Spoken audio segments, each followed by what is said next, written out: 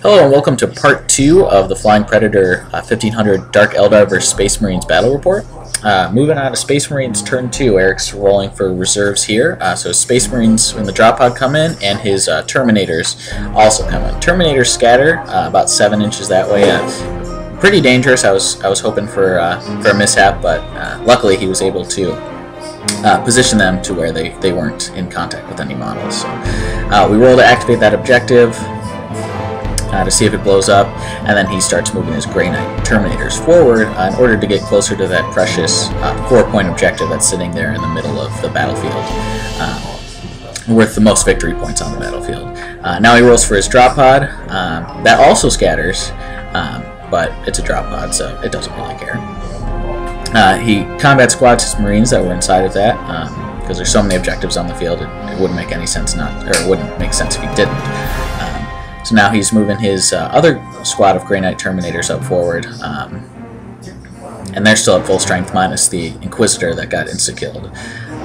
And he rolls to activate that objective in the middle, and he gets the one that adds +1 to the cover save. That was for the 4-point. Then he threw a crack grenade at my Raider, didn't do anything though. Now his Grey Knight squad is shooting at my Ravager. His side cannon shoots first. Obviously that can do the most damage. He gets a couple of pens, one of the pens being AP2, which I save. And then I fail the second penetrating on my 5-up cover, and I save the glance. So I only take 1 hull point, but since I'm open top, he does explode me on that 5 result, so I lose a Ravager. And then he starts open firing on my Witches, who unfortunately, since I killed the Stern Guard squad, they did not get to see any combat. So he starts with his Grey Knight Stormbolters. He gets 2 wounds, and I'm going to get a cover save. And then he also shoots the side cannon, which I only make 2 of my cover saves, so I lose a couple Witches. I made 3 of my cover saves, sorry.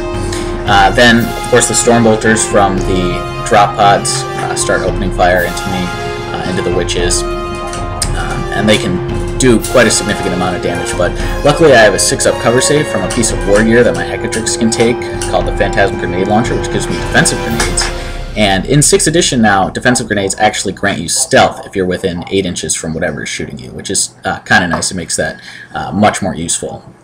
But I do fail Lookout Sir, and my Hecatrix does die. So next he's rolling for rapid fire from one of his combat squads that just dropped down.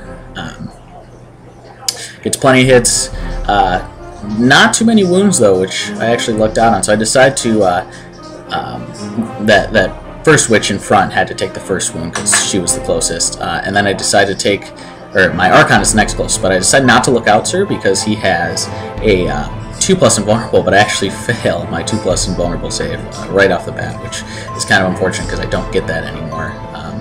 Once I fail it, it's gone for good. Now he's shooting his Multi-Melta and the other squad, and I have to make a couple saves there, so luckily I only lose 1 more guy. Actually, sorry, my Archon takes 1 more wound. I forgot to look out Sir those. Then he runs with his Terminators, and then he enters the assault phase and decides to charge with that lone Marine left into my Raider with crack grenades. But I do get to overwatch him, only get 2 hits, and only manage 1 wound, which he easily saves. And then he gets his charge distance, easily makes it into base to base with my Raider. So he's using his crack grenades. He only needs a 3-up to hit me, but luckily for me, he did not manage to glance. So there's an overview of the battlefield at the middle of turn 2. So now Dark Eldar turn 2. Moving our Raiders into better position, moving the Witch squad with the Archon into better position, casting some psychic powers. My Prescience does not go off on the Pathfinders, but I do cast a 4-up invulnerable on them because I was actually expecting a charge from the Thunderhammer Terminators, but Eric decides to go a different route, as you'll see later on.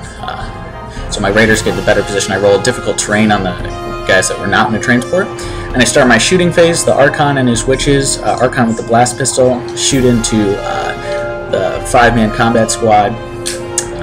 And luckily the Archon's blast pistol hits and wounds, so that kills 1 outright, and then I get 1 more splinter pistol wound, which he promptly saves.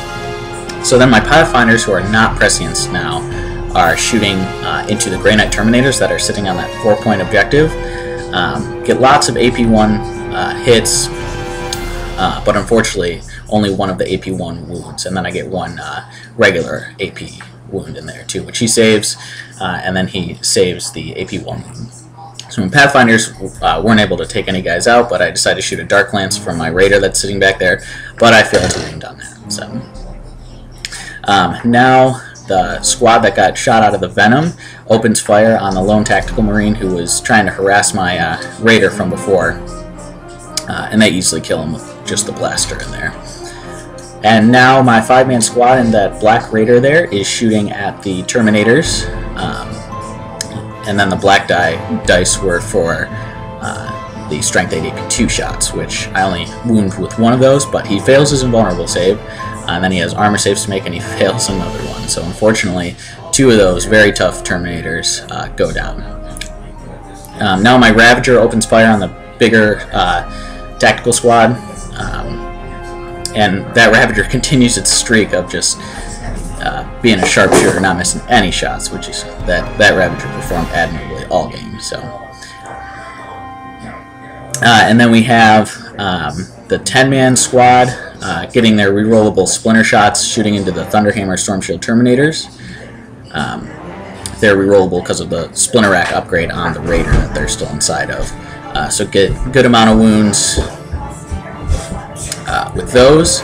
And then we have 2 Strength 8 AP2 shots, which one misses, but we do wound with the other. And so he has a bunch of saves to make, but he actually makes all of them. So I guess law of averages from the guys that were shooting into them before, he had no problem making those. So now taking leadership on all his guys, they all make their leadership with flying colors.